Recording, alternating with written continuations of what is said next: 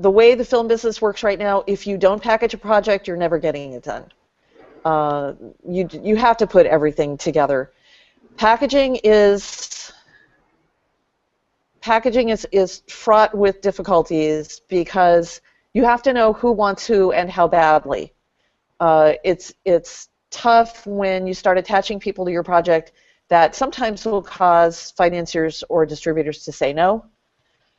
And who people say yes and no to can change on a daily basis.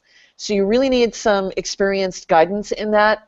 It's like, don't go out and try and put that together yourself unless you're planning on financing your movie, in some crazy independent way. If you're talking about packaging to make a studio movie or something approaching a studio-sized movie, you really got to know who's who and how to get that done.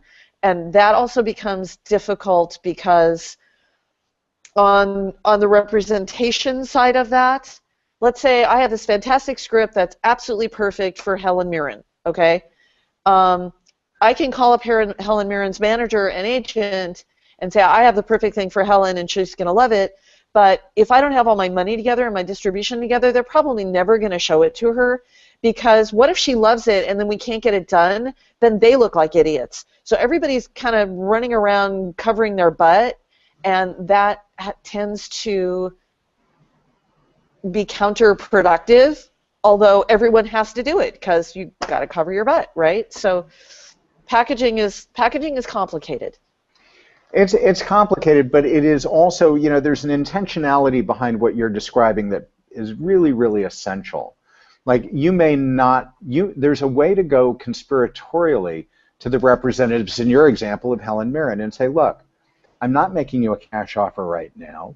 My distribution, I'm in talks with people, but it's not locked in. I want to know if you would support this. If you've developed a rapport, they'll probably read it, and they'll probably give you an honest response. Sometimes you need the help, someone who's in the marketplace on a very active week in, week out basis, like a Rima, an agent, or it might be a producer's rep, it could be a sales agent, it could be a lot of different kinds of people. You also, in the same way that you need a good line producer so you have a proper budget, you really do know what you're talking about economically. It's not a range of $5 to $50 million for the film, which we hear a lot. And so that when you're talking with the reps of different people, filmmakers, actors, others, you actually can say, I know approximately what we're going to be talking about. The good news is that there's probably more availability today. I mean, back in the day that Rima was talking about, when we were selling scripts for $1 million, people were I mean, there were so many more films being made. There was just a lot of activity, and talent was getting booked. I remember going to, depressing though it may be for Joe Pantoliano, I heard him at one summit, the Future of Film Summit, say that his price, he works just as much today as he's ever worked, which is like unbelievable. The guy works nonstop, but his price got cut 85%, so he was getting 15 cents on the dollar. And his agent, he had a big agent. It's not like his agent could do anything about it. That was the law of supply and demand.